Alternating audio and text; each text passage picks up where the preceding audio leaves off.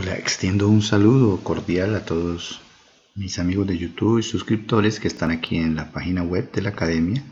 En el video de YouTube que tengo, digamos, un tutorial donde se repara un amplificador de estas características, les dije que en esta página iba a subir un video donde íbamos a explicar básicamente estos componentes que están aquí, que son los integrados encargados de modular la señal, generar los pulsos PWM. Y pues me imagino que algunos no están muy familiarizados con esta terminología, pero los invito a que estudien en internet. Hay varios PDF donde se explica paso a paso cómo funciona un amplificador clase D, y es bueno pues estudiar toda esta documentación. Para los colegas y personas que ya entienden un poco sobre este tema, pues espero les sirva y puedan sacar provecho a esta información que nos puede enriquecer a todos. Entonces, sigamos con la explicación. Tengo aquí, señalando con este lápiz, un pequeño integrado. Es un integrado driver que se encarga de pasar información a los transistores de potencia. Entonces vamos a mirar que aquí hay uno más grande, un integrado driver de la familia de los IRS. En este modelo en especial pues no tengo la información de la referencia del integrado, por lo cual está borrado en el amplificador. Y si tenemos la información de este que tenemos aquí, que es el integrado IRS 4427. Como les dije, es un integrado driver y vamos a explicar el funcionamiento de este integrado, de este otro. Acá hay varios. Vamos a mirar una imagen más amplia para poder concentrarnos en lo que se va a hacer. En rasgos muy amplios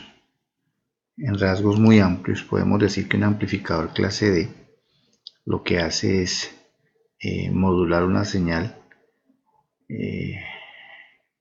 senoidal junto con una triangular para poder obtener una onda cuadrada. Una vez tenemos esa onda cuadrada, se amplifica, y al amplificar pues procedemos a volverla, a decodificar de nuevo en una onda senoidal. Básicamente el principio de funcionamiento de un amplificador clase D es poder manejar o amplificar pulsos PWM. Estos pulsos, para lograrlos que sean efectivos, necesitan una serie de componentes, y esos componentes afortunadamente en este tiempo ya han permitido que sean precisos esos pulsos, cosa que antes era difícil de hacerlo.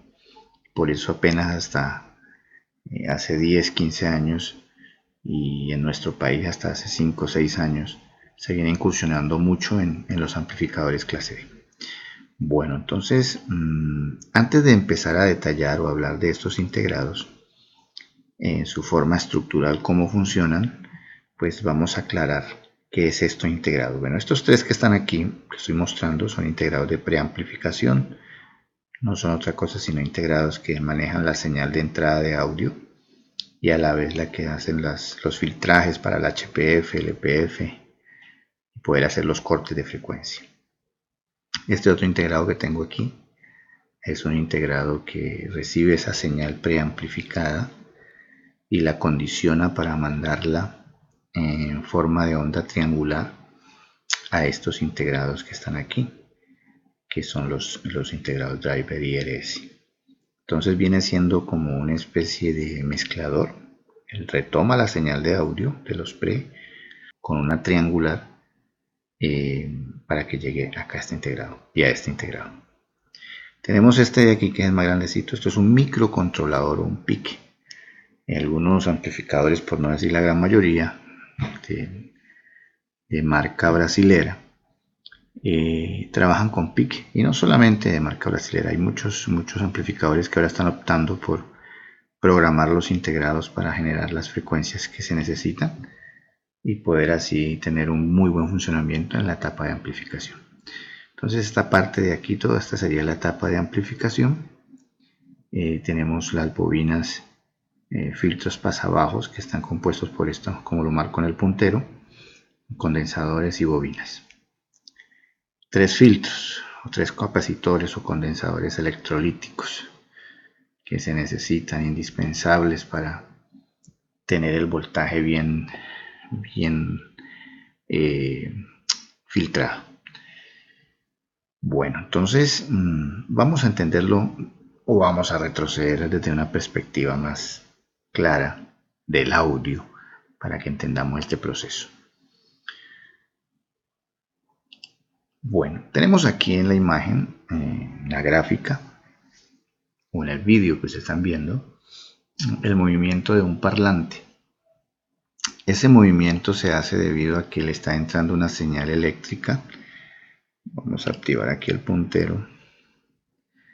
Está entrando una señal eléctrica aquí a sus terminales del parlante. Y todos sabrán, por obvias razones, que un parlante siempre se mueve cuando le entra sonido. Pero el sonido no solamente es la música que yo pueda utilizar en el parlante. Existen una serie de sonidos que se llaman tonos puros, que son sonidos de una sola frecuencia. Yo puedo emitir por medio de un generador un sonido de 40 Hz, 80 Hz, 100 Hz. Y ese tipo de sonido, si yo lo pudiese ver representado en un aparato que se llama osciloscopio, me ocasionaría, o más bien vería, una onda senoidal, ¿sí? La onda senoidal es más o menos de este tipo, lo que se ve ahí. Entonces, en un osciloscopio representaría esta forma de onda con un tono puro, que no es otra cosa que a medida que el parlante suena, él está empujando unas ondas, que dicho sea de paso, las ondas no en el aire que viajan a través del parlante no tienen esta forma, ¿no? Ellas se expanden como si tiráramos una piedra en un estanque de agua quieto. Al tirar una piedra lo que vemos es que se forman como unos círculos alrededor. Más o menos sería algo muy parecido. Un parlante cuando suena golpea el aire y al golpear el aire hace vibrar las moléculas de aire y eso es lo que provoca esas ondas de presión que vamos escuchando nosotros con nuestros oídos. Entonces, esas ondas se representarían no de esta forma en la vida real, sino unas ondas, como el ejemplo que di, como una piedrita en un estanque de agua. Irían formando unas olas. ¿Pero por qué se dibujan así? Porque los osciloscopios sí nos muestran estas imágenes. Y grafico de esta forma para que entiendan que esta forma de onda simplemente es la expresión de un movimiento, ¿sí?, eléctrico representado en una imagen. Vamos a verlo desde otra perspectiva. Aquí tengo un osciloscopio, una pantalla de un osciloscopio que me está representando esta onda que se ve aquí. Entonces, si este sonido de este parlante lo pusiéramos, se pudiera ver aquí, entonces estaríamos diciendo que en este momento, en este pico alto, el parlante estaría afuera y en este pico bajo el parlante estaría extraído o más bien contraído en la parte de atrás. Pero vamos a delimitar esta señal de onda senoidal. Vamos a ponerle una línea en el centro, porque hay un punto en el parlante donde se queda en la mitad y prácticamente, aunque es un punto, digámoslo así, quieto, muerto, es válido porque en ese punto el parlante no suena. Dura muy poco, obviamente, pero cuando el parlante llega a la mitad, es un punto donde el parlante no está generando presión sonora como tiene que ser para poderlo escuchar. Entonces, lo que trato de decir es que cuando el parlante empuja hacia afuera, estaría representado por este pico. Llega un momento en el que se contrae y cuando llega a la mitad, quedaría aquí en la mitad, o sea, 0. Vamos a suponer que esta línea me representa el punto 0. Pero como el parlante sigue contrayéndose hacia atrás, entonces se representa un sonido hacia atrás y sale este otro pico o esta fase hacia abajo que se denomina valle y esta parte de arriba se denomina pico. Entonces, eso sería la representación de un tono puro de 50 Hz a manera de ejemplo. Si yo quisiera representar un tono de 100 Hz, pues aparecería la misma onda senoidal, pero la onda estaría mucho más contraída, más junta, ya que la frecuencia aumentó. Bueno, esto lo hago para que quede claro el punto a que quiero llegar a la hora de explicar cómo es que funciona el amplificador clase D. El osciloscopio también me puede representar este tipo de onda que se llama onda cuadrada. En el tiempo sería que abruptamente esto subiría, digamos, un voltaje, lo que llamamos una amplitud, ¿sí? Y este que marca aquí con la flecha sería una longitud, ¿sí? Amplitud y longitud. La diferencia entre la onda cuadrada y la onda senoidal es que la señal va subiendo en forma dependiente hasta llegar a su pico máximo y va bajando de la misma forma. El tiempo que dura aquí depende de la frecuencia, lo mismo que este, sin embargo, este tiene una subida abrupta y un instante de tiempo determinado por la longitud de la onda. En cierta forma son principios iguales. Una onda que sube, aquí también sube, pero esta vemos que es pendiente, inclinada, y esta es cuadrada. Entonces, son formas de representar el sonido. Todo parlante, todo amplificador, todo equipo que genere audio necesita este tipo de onda, la senoidal, porque si no el parlante se dañaría. Podríamos hacerlo sonar con una onda cuadrada, pero arriesgaríamos a dañar el parlante. Entonces queda claro que nosotros necesitamos escuchar ondas tipo senoidal. La realidad es que la música no tiene un solo tono, una sola frecuencia, ya que si analizamos, la música tiene guitarra, tiene flauta, tiene violines, tambores, bajos, congas, etcétera, etcétera. Y eso generaría no una onda tan bonita como esta, tan parejita, sino una serie de montañas un poco más distorsionadas. Entonces, pocas palabras, la música no se podría representar exactamente como esto. Esto me representaría un tono, un solo sonido, lo llamamos tono puro, que como dijimos al comienzo, sonido 50 Hz. Pero el sonido tal como es la música, ahora vamos a ver otra imagen donde será la representación más real. Bueno, entonces sigamos. Listo, aquí está lo que les estaba diciendo. Miren, tenemos un sonido de ambiente o una persona cantando, lo que quieras tú. Está el micrófono y mira, como te decía, la señal en el aire, mira cómo viaja en formas de semicírculos o más bien en forma circular. Ahí se representa pues el sonido con pequeñas semicírculos, pero la verdad es que los círculos son más completos, ya que la onda sonora se expande de forma circular. El micrófono capta eso por su dispositivo interno que tiene, y esa señal va a través de un cable en forma de señales de audio o señales eléctricas.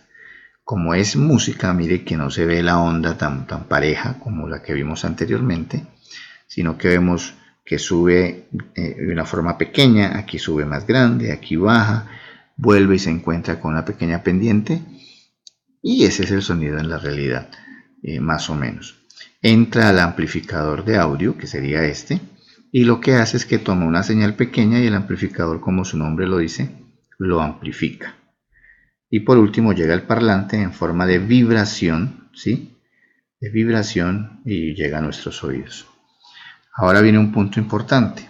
Bueno, antes de que se me olvide, esta que está aquí abajo, que estoy señalando con el cursor, ya es una onda, un espectro de una onda sonora real. Y mire la diferencia.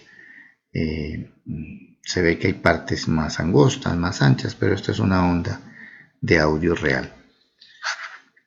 Lo interesante de los amplificadores clase D es que el principio de ellos es que necesitan aumentar la señal, pero no con la técnica antigua de los amplificadores clase A, clase B, clase C o AB, que era tomar una señal y por medio de amplificar de corrientes y otros parámetros, pues se aumentaba la señal de audio.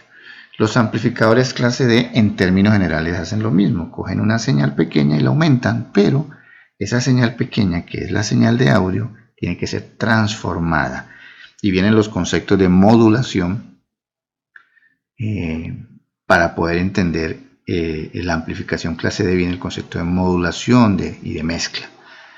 Eso es necesario porque si yo no modulo o no mezclo una señal, no puedo trabajar con estos amplificadores clase D. Pero la pregunta es, ¿qué es modular? ¿Qué es modulación? Bueno, vamos a verlo más detalladamente. En la gráfica aparece, veamos primero esta parte de aquí, no se me desconcentren por esta imagen verde que ya voy a explicarles. Veamos esta para que entendamos. En un amplificador clase D, utilizando, bueno, aquí hay un IRS 2092, que es un integrado driver, muy usado en amplificadores clase D. Ese integrado lo que hace es que él recibe una señal de audio, mire, representada con onda senoidal, pero también recibe una señal de onda triangular. Este integrado lo que hace es que las va a mezclar, va a modular, y el objetivo de modularlo es que al mezclarse se forme una señal PWM, ¿sí? Que es esta que se ve aquí, que es una onda cuadrada.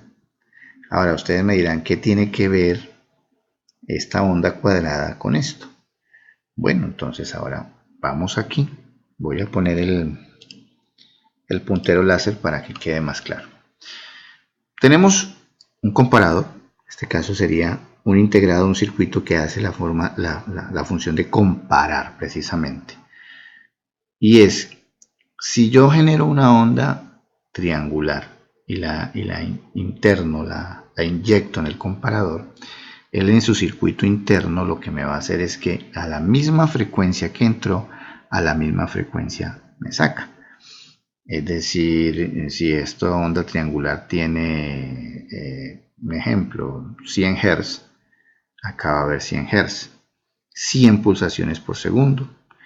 La gran diferencia es que si notan la onda triangular, es una onda que va hacia un pico y desciende por la pendiente y da unas frecuencias con determinado tiempo, ¿sí?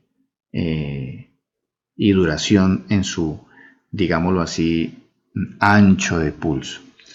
En cambio, la onda cuadrada tiene la característica de que tiene un ancho de pulso mucho más definido, aquí vemos, pero si no hay señal de audio senoidal, sino que hay señal triangular, pues las ondas cuadradas van a tener la misma medida. Pero resulta que aquí viene lo interesante. Si yo inyecto una señal de audio, que ya vimos que no es necesariamente una onda pura, puede ser música, sonido, pero para el fin que nos compete, que es entender cómo funciona, ya sabemos que la onda senoidal se mueve, ¿sí? Como vemos en la gráfica verde, pero en el momento que la onda senoidal es inyectada junto con la onda triangular, se genera la onda cuadrada, pero la gran diferencia es que si ustedes notan, estos pulsos, anchos de pulsos, en algunas veces son corticos y en unas partes son más anchos.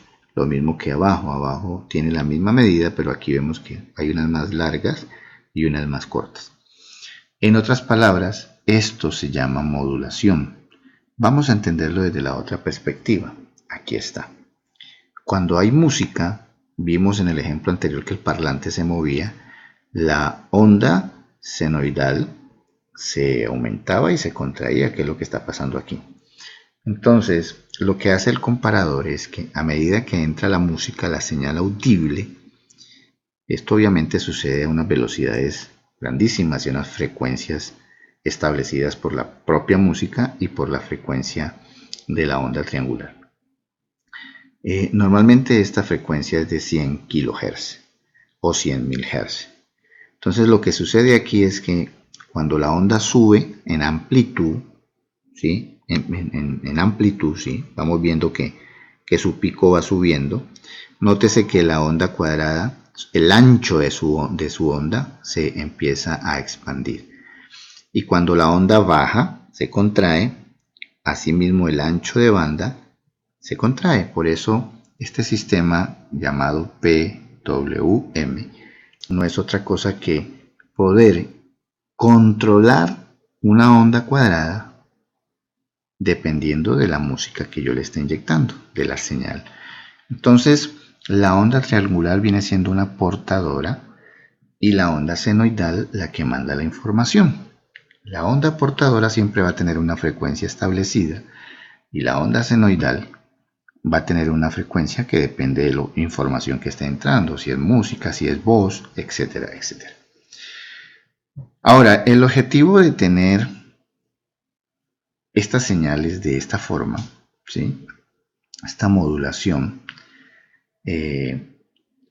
es que si analizamos cómo esto se mueve, volvamos aquí a esta imagen, se mueve acorde al ancho de la onda, pues podemos decir que, aunque aquí ya no se ve la onda senoidal, esta onda cuadrada modulada tiene información musical, simplemente que está codificada en ese pulso de onda cuadrada. ¿Y la idea cuál es? ¿Por qué hay que hacer esto? Porque yo necesito amplificar sin tener el mismo sistema anterior que era por corriente con transistores tipo PNP, NPN. No, aquí ya necesito unos MOSFET que son especializados, transistores MOSFET, para switchar, para prender y apagar. Y resulta que ellos se van a prender y apagar es dependiendo la orden de estos pulsos. Porque si analizamos, estos son estados lógicos.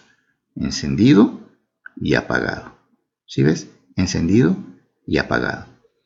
Aquí el encendido duró un tiempito, aquí apagado duró otro tiempo, aquí el encendido otro poquito, aquí el apagado otro poquito y sucesivamente. Pero mira que el encendido aquí es mucho más pequeño que el encendido acá y mucho más pequeño que este, que es el más grande de todos.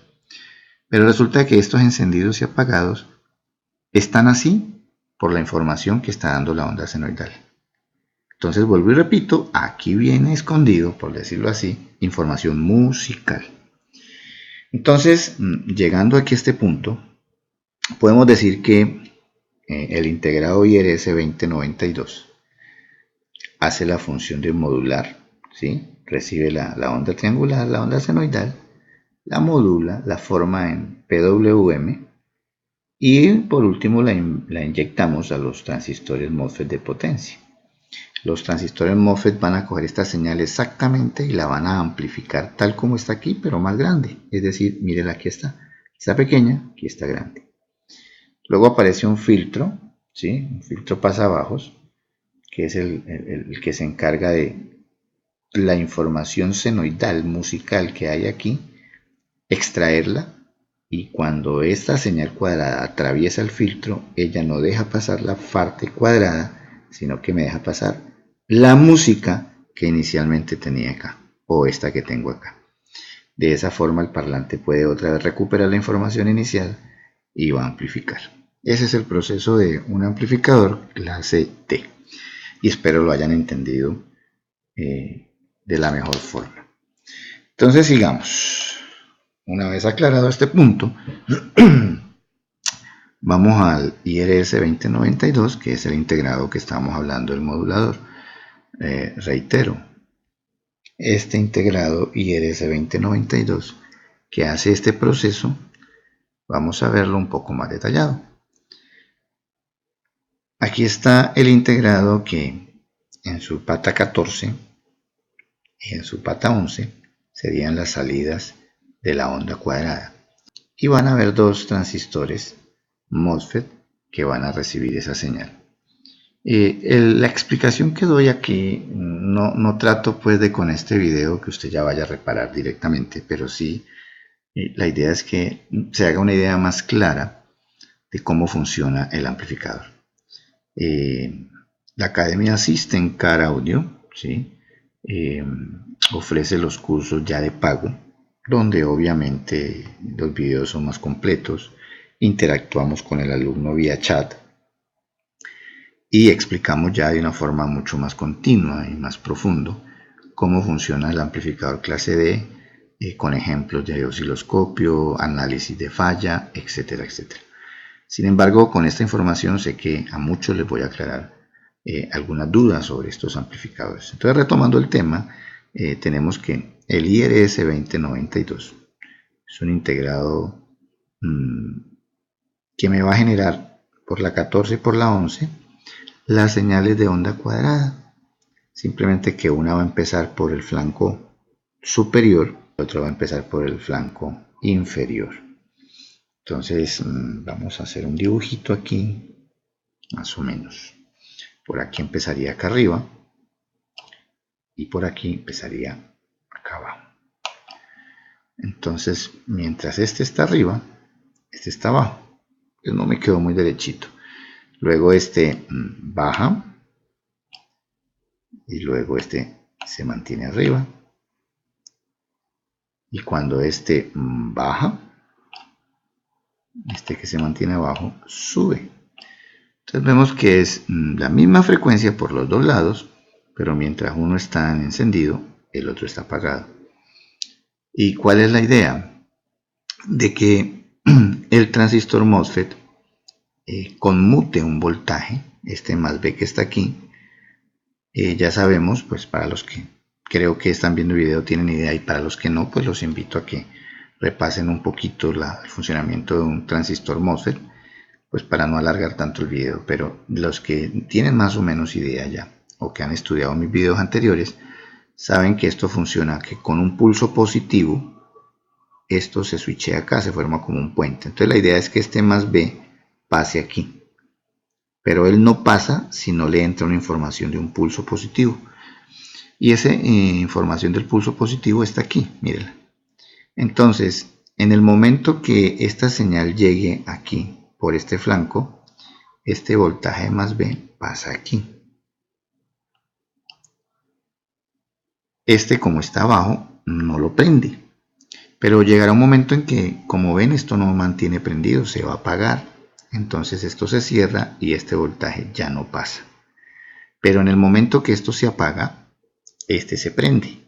Por lo tanto, este pasa de aquí a acá. ¿Y qué hay acá? Pues un voltaje que es negativo y acá un voltaje positivo. Lo interesante es que como viene uno flanco positivo y flanco negativo, la idea es que nunca se encuentren los dos prendidos. Ahí se prende uno y apagado el otro. Luego este se prende y este se apaga. El problema radica en que, como esto tiene que oscilar o prender y apagar más o menos a 100.000 Hz, 200.000 Hz, 300.000 Hz, dependiendo del modelo, tenemos que cuidarnos de que nunca se vayan a encontrar estos dos en estado de encendido, porque si no se va a quemar el sistema, se va a dañar por obvias razones. Aquí hay un menos, aquí hay un más, imagínate si se encuentra. Entonces estos señores, estos IRS, la familia IRS 2092, 2095, etcétera, etcétera, 2110, hay varios de ellos, tienen incorporado algo que llama un tiempo muerto, que a través de unas resistencias de unos componentes externos como los que vemos aquí, le dan un tiempo en el que se garantiza que no se vayan a encontrar. Entonces a eso se le llama tiempo muerto, y no es otra cosa que correr un poquito el disparo de la onda para que no se encuentre con el disparo de la otra onda. Es decir, digamos, si yo le hago aquí un bajo, vamos a tener un espaciecito aquí. Este espaciecito se llama tiempo muerto. Me está garantizando que nunca se van a encontrar los dos. Yo puedo variar este tiempo con los voltajes que en el diseño que se fabrique y los componentes que le ponga, los acomodo de tal forma que yo puedo variar el tiempo, es decir, la onda se va a correr un poco. Entonces eso básicamente el tiempo muerto me garantiza eso. No puedo dejar un tiempo muerto muy largo ni un tiempo muerto muy corto. Necesitamos un tiempo muerto que me garantice, vuelvo y repito, que no se encuentren estos dos pulsos. Esto básicamente lo hace este integrado. Ya tiene eso. Estos integrados tienen unos circuitos de protección. Un punto muy importante es lo que sucede en este condensador. Este condensador, el CSD, tiene varios circuitos de protección. Tiene que ver mucho este condensador, este capacitor. Por ejemplo, yo que reparo esto y mantengo trabajando con equipos todos los días y amplificadores, muchas veces este condensador se altera y hace que el amplificador se dispare. Cuando digo dispare es que se proteja, y no es tan malo ni los transistores ni el integrado, solamente que este perdió su capacitancia y hizo de que el sistema entrara en protección contracorriente o una protección falsa, errónea, porque está mandando una información errónea, y entonces el amplificador se apaga. Entonces son cosas que uno va aprendiendo en el camino. Entonces los que van a trabajar con esto del sonido de amplificadores clase D y tienen este integrado, tengan cuidado con este condensador que aparece siempre entre las 5 y las 6. Este condensador del CSD es un condensador crítico, es decir, es un condensador preciso. El IRS-2092, conocido como un controlador driver, recuerden que es un modulador también, integrado y con protección de sobrecorriente. Este sistema CSD se le conoce como protección de control. Protección de control. Tiene más o menos, según el fabricante, 5 parámetros. ¿Sí? Protege por varias partes. Y cuando refiero a varias partes es por sobrecorriente en las diferentes etapas, en los MOSFET, en la fuente de alimentación, etcétera, etcétera. Tiene voltajes de referencia, voltajes específicos, es decir, esto se tiene que alimentar con más 5, menos 5 voltios, y esos voltajes tienen que estar. Cuando este condensador molesta o está malo, en los que utilizan este tipo de integrados aparece un voltaje del orden de los 2.5, casi 3 voltios. Con 2.5 o 3 voltios, este integrado no trabaja bien. Normalmente tienen que haber 4.5 o 5 voltios, que es su voltaje máximo de funcionamiento. Pero con 4 o 4.5 trabajaría muy bien. Si baja a 2.5, 2.2, 2.8, tenga la seguridad que este integrado no va a funcionar. Entonces, así de crítico es. Son muy precisos lo que maneja acá. Entonces, como ven, el amplificador clase D, hay que tener unas ideas claras de cómo funcionan los integrados para poder llegar a las mediciones. Entonces, cuando uno va a reparar, tiene que poner la punta del osciloscopio en la 11, en la 14, en la 3 para ver si recibe la señal, etcétera, etcétera. Bueno, entonces el IR4427 es otro integrado que controla un integrado driver, o más bien deja pasar las señales que vienen del IRS 2092 en algunos modelos. Recuerdo algo muy importante.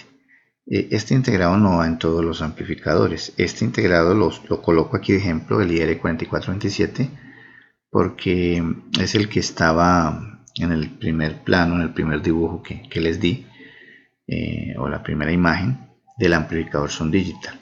Entonces este vendría siendo la señal que viene del integrado driver principal, ¿sí? Del IRS grande.